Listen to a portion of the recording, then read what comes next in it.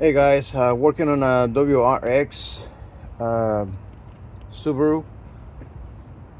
Cranks, no start, no codes.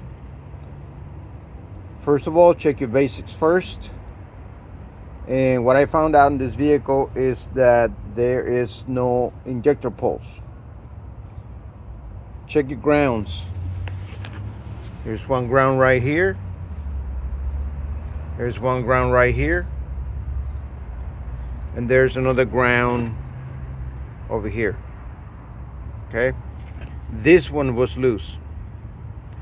On the injector pulse, I had no power to the injector harness or the connector. The mass airflow sensor, which is this yellow wire right here, yellow and blue, is the one that feeds the injectors. But the problem that I had was this actual connector. This connector right here.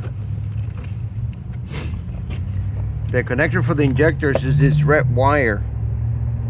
On the other side, you will have the yellow and blue wire that connects to that wire. So the problem was that this wire wasn't connected all the way. Once I did that, fix the ground, crank it, the vehicle start right up. This vehicle had all the issues, but what I wanted to focus right now was on the fact that it had a bad ground and it had a bad contact on that connector right there. Good luck, guys.